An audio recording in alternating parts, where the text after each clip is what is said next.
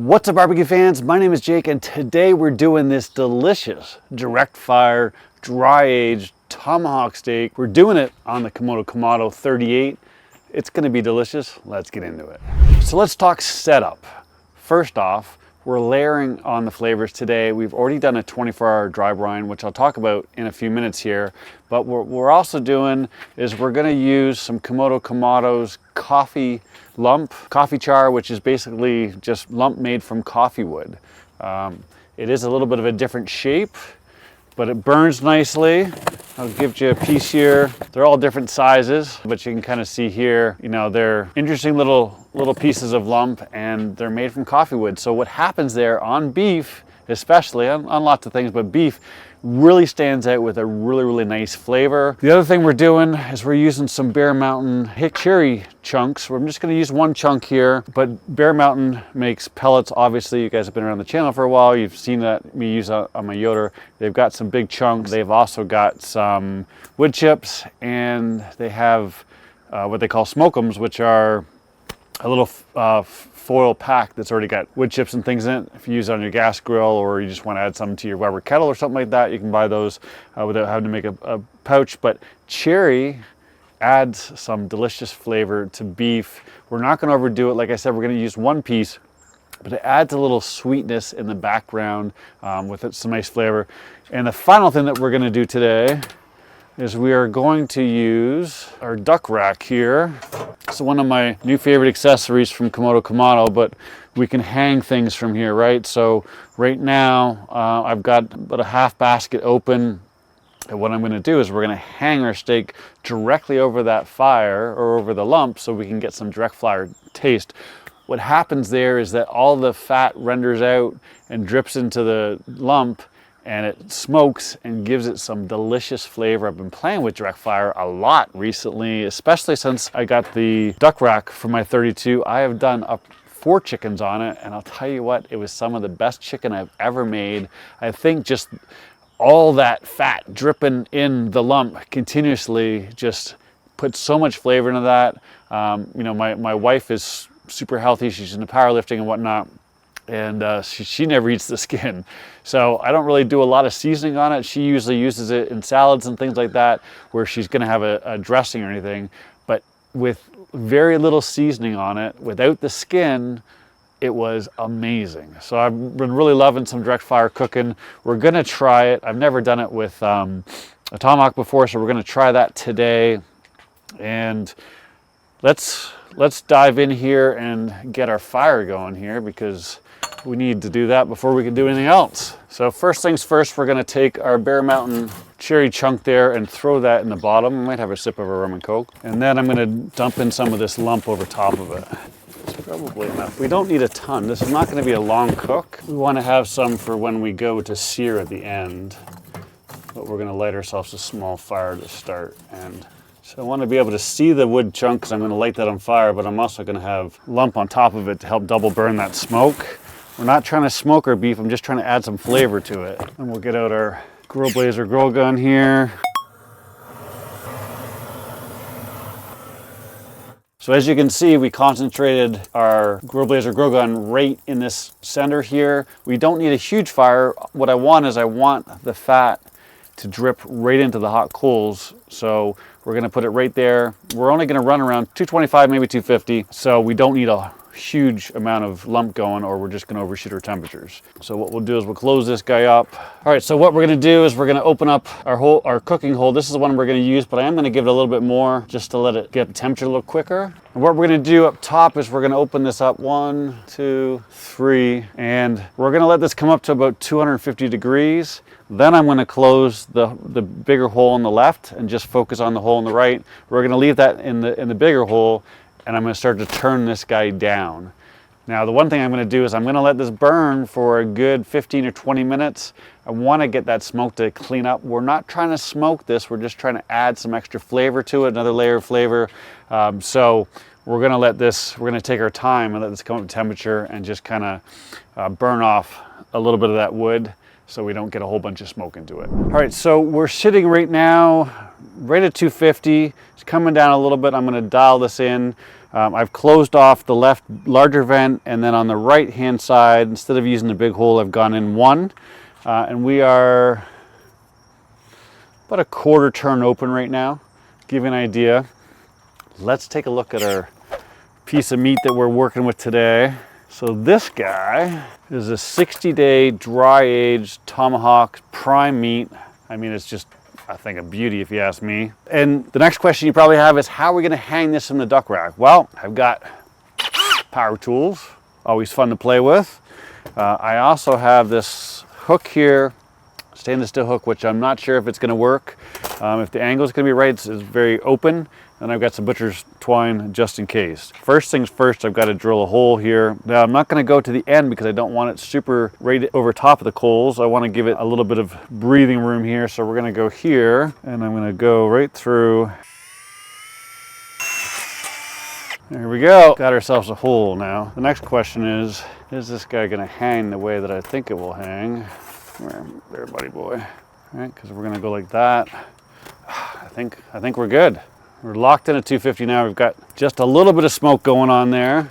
So we're gonna put our duck rack in here like so, and then we're gonna hang this guy like so. Perfect. So I've moved it over just a little bit. Now I'm directly over my coals, exactly where I wanna be. We're gonna close this up because we don't want to let our fire run away from us. Next thing I'm gonna do is I'm gonna get our ThermoWorks RFX ready here. I'm gonna use this so I can check out my temperatures.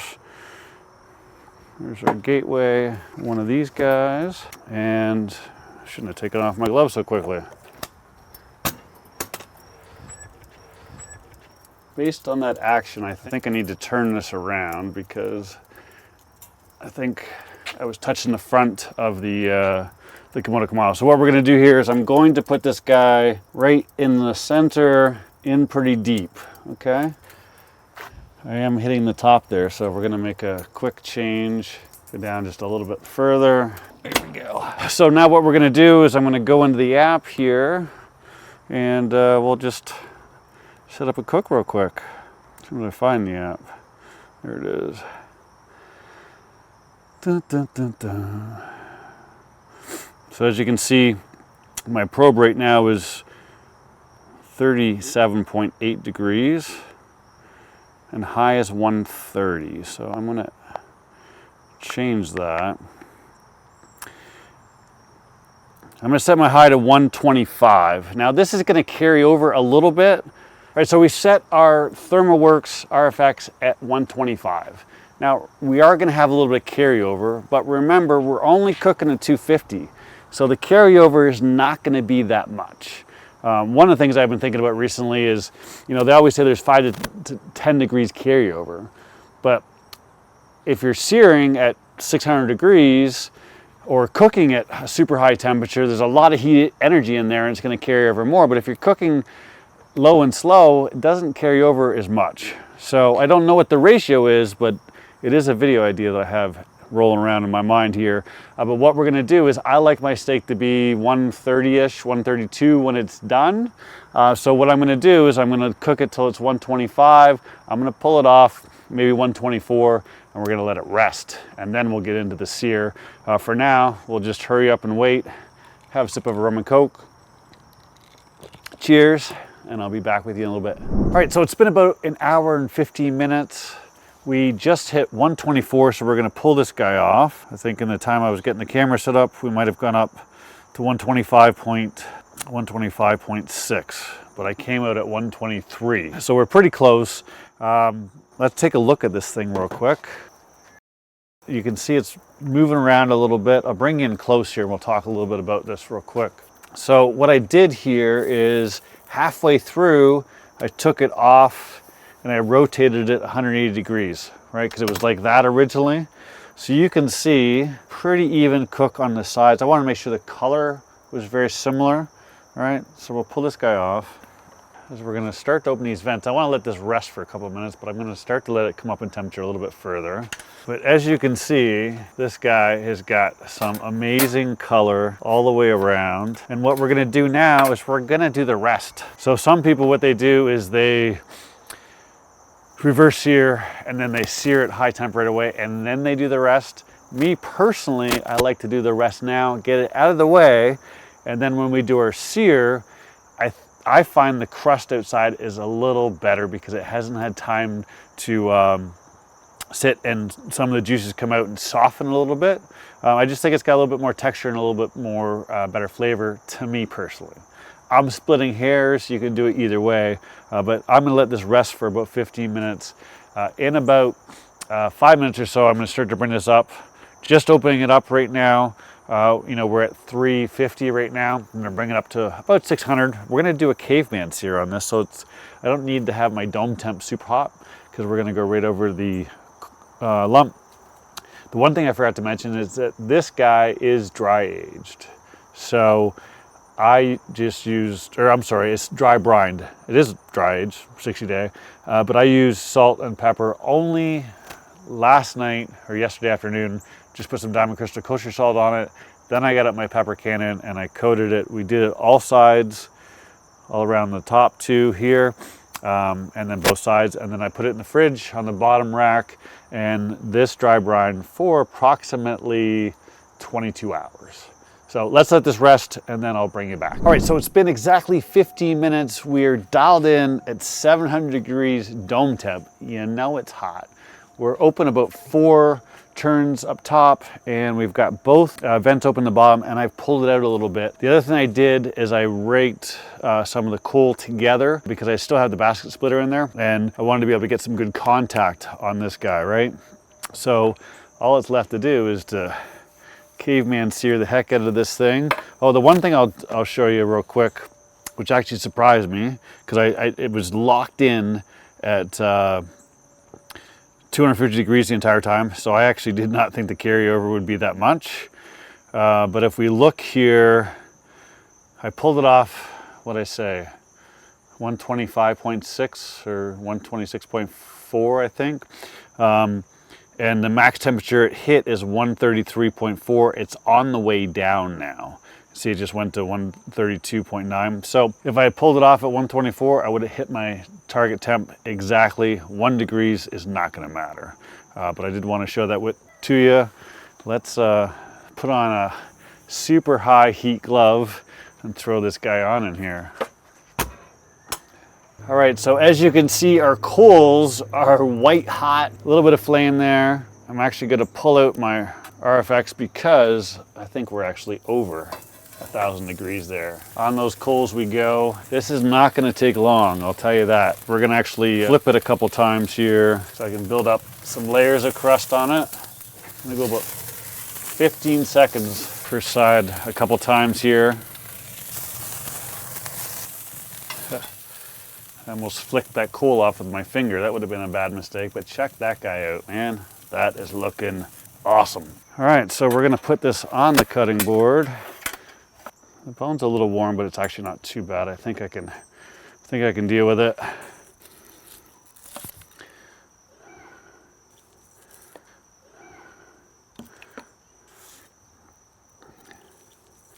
Pretty perfect if you ask me. So a solid pink all the way through, exactly like I want it. Listen, if you like yours rare, go nuts. Pull it off about 115, 113, and you're gonna hit it perfect. I prefer mine a little beyond that, and I think I nailed this perfectly for myself. I am excited to try it. I'm gonna cut a couple pieces. I've already got dogs sitting down and looking at me.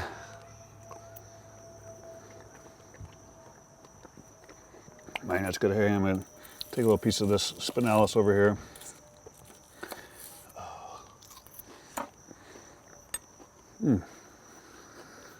Let's find out if it's doggy approved.